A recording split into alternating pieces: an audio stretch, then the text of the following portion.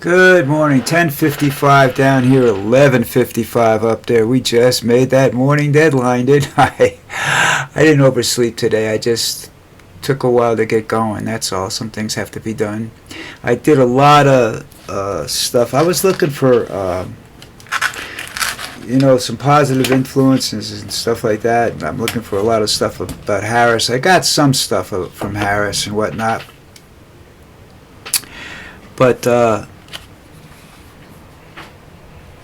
most of it is still dealing with the Republicans' negativity on the issues of Florida and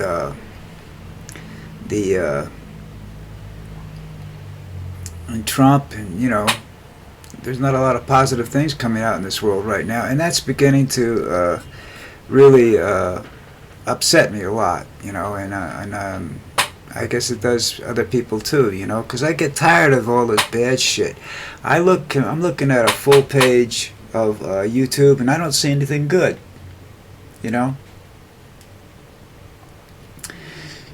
It's either Marjorie Taylor Greene, Lara Trump, Donald Trump, DeSantis. Somebody's getting some bad shit said to him. So anyhow, here we go with what can I say? Now, if you know the definition of narcissism, you know that it includes a lack of empathy for other people, because all you do is think about yourself. And Trump has been diagnosed, of course, it's been done from afar, as a narcissist, and that's definitely one of the things I think he is. I'm not sure about the others, but this one I'm sure about, and that means he's got no empathy, and they're just one thing after another with these hurricanes, and now they're putting up articles. What would a Trump administration look like with a major catastrophe? And it's not going to be funny, It's because he has no empathy. He doesn't care. And he has a tendency to put people in places that don't care like him, And you got 4 years of absolutely horrible shit coming, And I think I'll get to this later on, but let's just continue on. Now, DeSantis is seeking to silence a brain cancer patient speaking out about her abortion. His administration is also threatening to prosecute TV stations for bringing the story up or posting it online. I said, DeSantis is a Nazi too, and I'm surprised that, people didn't bring that up before. I mean, some of the stuff he's coming out with is it's horrible. I'm not so sure he's a narcissist. I think he's a psychopath. He's a very dangerous individual. Had he gotten if he gets in, and I think that's one of the reasons Trump is keeping him out of the government. Trump doesn't mind crazy people. He just doesn't want real crazy people, I'm surprised he's dealing with Elon Musk, because Elon Musk is a real crazy person. All right, but I mean, to prosecute TV stations for telling a story, this lady's,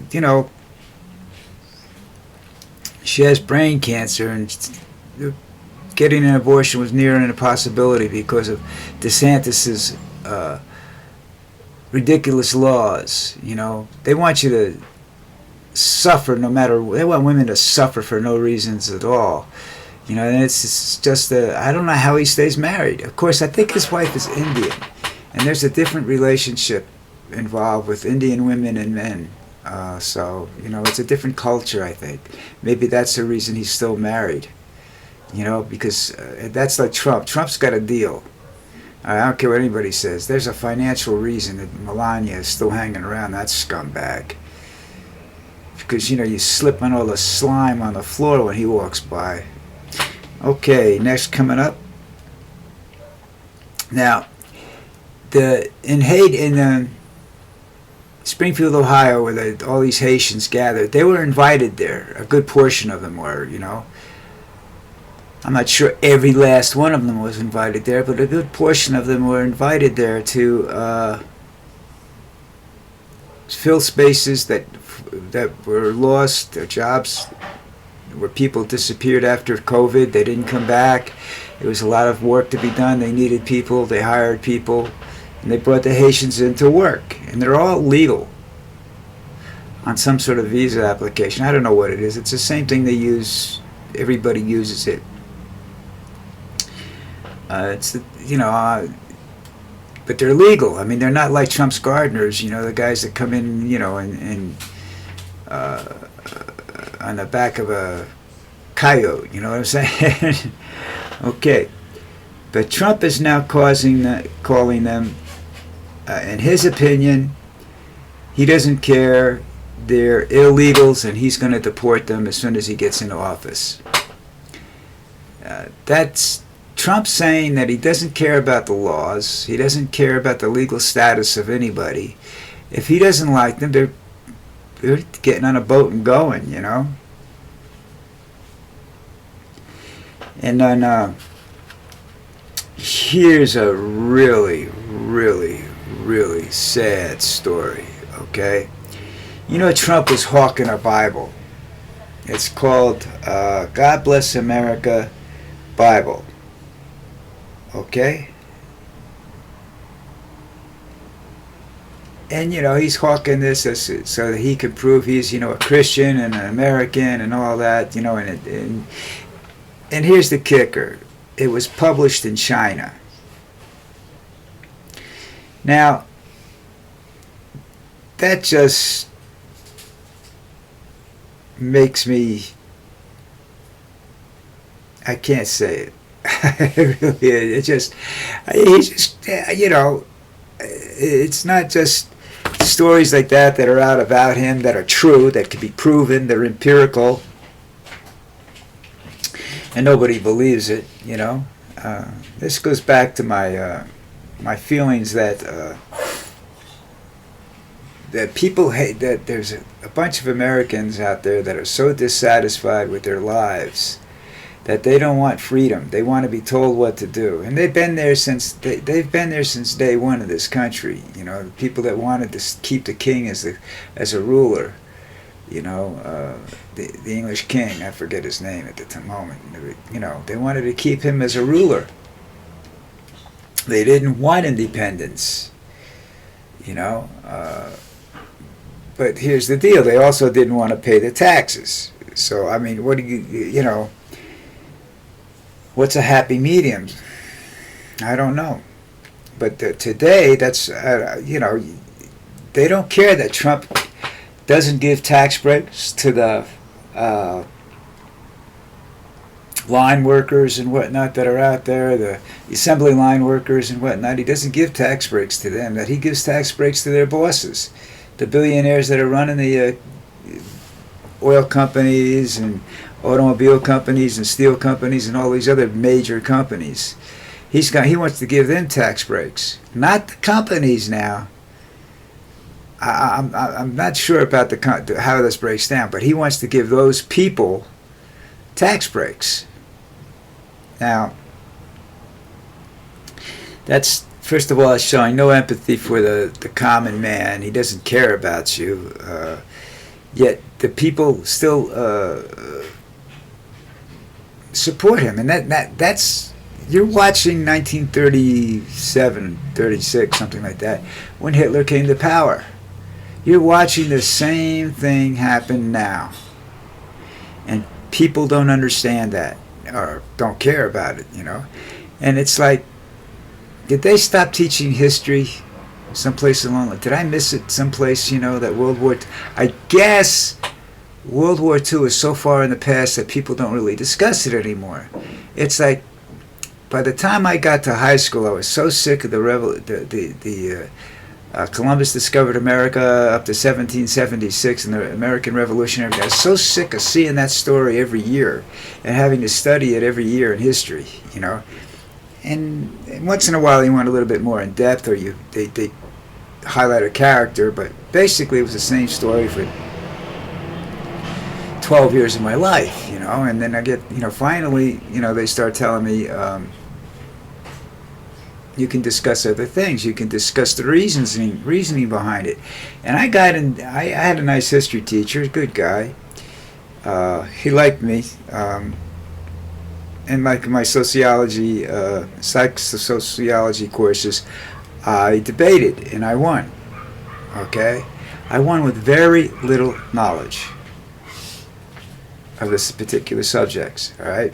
But I won because I had some knowledge of the subjects, like, you know, World War II, other things that I don't need to discuss right now because they're not important to this conversation. But World War II, and I knew enough about it to know how to win a debate. I go up against these people that said, you know, well, we shouldn't have done, you know, it's there. I don't think the kids that are out there today know anything about Hitler. I don't think the people that are my age, that are somewhat, say from 60 to 80, which should have a reasonable knowledge of Hitler and his atrocities and how he came to power and how he governed and everything like that, and they don't seem to notice the similarities between that and the proposals of Project 2025, the proposals that come spewing out of Donald Trump's mouth, and the fact that we're probably going to have conflict in this election, physical conflict, and it's all going to be because of Trump, because he doesn't accept reality. And the people that are his supporters aren't paying any attention to the past, you know. That's Vance's famous lines. I'm worried about the election of 2024. I don't care about the past, meaning, you know, he doesn't really care about who won the 2020 election. You know, he's campaigning on 2024. He's campaigning on 2024 using 1936 proposals and whatnot, and tactics, you know. Blame some other group of people besides white Americans for the fact that there's problems. Okay? Now, the problems in immigration result basically from one particular, in my opinion now, that the problems in immigration stem from, first of all, the fact that we have a history of inviting people, trying to grow the country, make it bigger and whatnot, and we wanted more people, etc., etc., etc. And then that's like, you know, now instead of immigration, they want you to get all the women in the country to get pregnant. That's how they're going to get more people, all right? It doesn't work that way all the time, but, you know, it's their idea. And then it was a question of, there are certain tasks in this country that people go to school and they're put on a high school and whatnot. They're put on some sort of pedestal, you know, and you have poor people. I mean, extremely poor people below that, and that's they don't care. That there's no feelings for them. So when they want to work and they're willing to work and do backbreaking labor like picking fruit and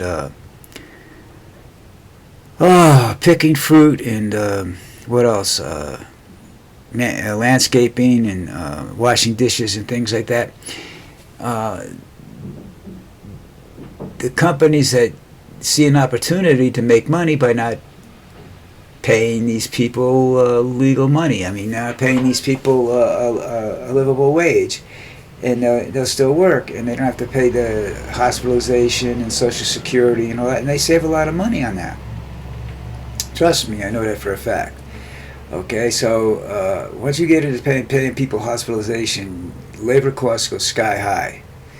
And, you know, if you can get a person to mow a lawn for, So what if the guy wants to mow the lawn for $25 and it's a kid, give him the $25. That's how it started. Now it's landscaping companies employ nothing but, don't employ a lot of American citizens, and not in the common laborer positions. In the supervisory positions, they might, go to that length because they don't want to work anymore. And they think they're a big enough company, then they might pay their supervisors legitimately, but their help isn't getting paid legitimately.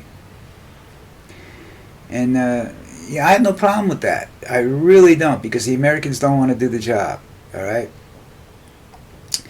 When they tell you immigrants are stealing jobs, what they're talking about is the people that are being brought in by AT&T, IBM, and all these major companies that are on these, what do they call them, B2 or something, visas to work. They bring them in, and and most of them are coming, a good portion of them are coming out of India. I mean, New Jersey's the home of the telephone industry, Belltel and whatnot. And they have cities like New Brunswick, which is called Little New Delhi now, because of the Indian population.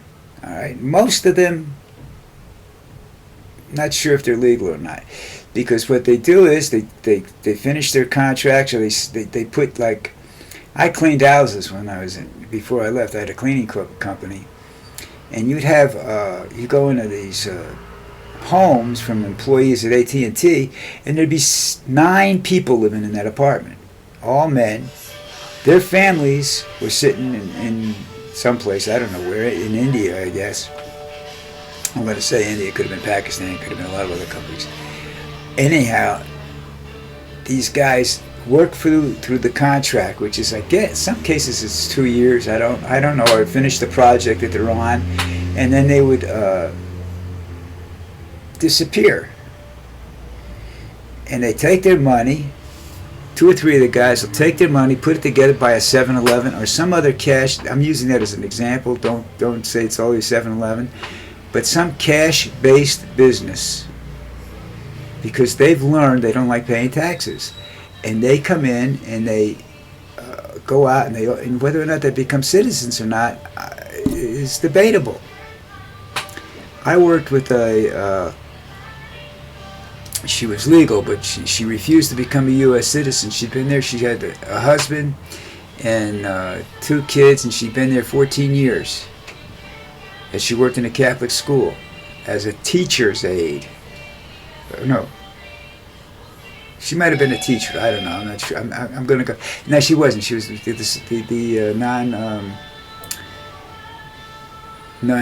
people were called teacher's aides. They were teacher's aides. And she worked there. And she said, I'm not getting, I have a green card. I have to take off to go renew my green card. I said, well, why don't you become a citizen? You said, you've been here long enough. You've been here 10 years or something like that. Why don't you become a citizen? I don't want to. Okay. That's like me. I've been down here for 12 years. I don't want to be a citizen. I'm a legal resident now. But I don't want to give up my citizenship. I have to give up my citizenship to become a citizen. So no dual citizenship. You can't. I don't know how it was. I was explained to me that I couldn't do it. Otherwise, I would have done it a long time ago. But this is the way things are. They don't. People don't. These people out there. These B2 or whatever, they're HB2s or whatever they are, visas, are the ones that are taking the jobs. When you look at it and they say over 70% of the medical staffs that are hired and that are brought into this country are from India, not the United States.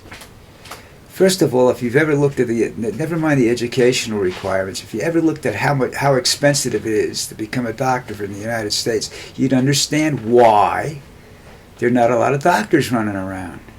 There's a shortage of doctors. There's a shortage of nurses. Nurses come from the Philippines. They come from Ireland. They're actively searching for these people. I was in a hospital in New Jersey for 11 days, and I couldn't believe how many Americans were there. It was all American staff, except at night. Night was all Filipino. And I said, okay, I don't care. You know, they're taking care of me. So, anyhow, look, I'm gone for the day. I don't know when I'll be back tomorrow, maybe later on. This hurricane gets worse and worse and worse. And, you know, I'm curious as if it's going to hit Mar-a-Lago because, you know, Trump is saying this and that. And, you know, the first one that's going to put a claim in is him. And he's not even in Florida right now. Well, anyhow, I hope his wife isn't in Florida. I don't want, and his kid. I don't want anybody getting hurt down there, you know. Even though I don't like him, I don't want him hurt. If I'm just going to get hurt, I'd like to do it myself personally. All right, everybody, take it easy. I'll see you tomorrow.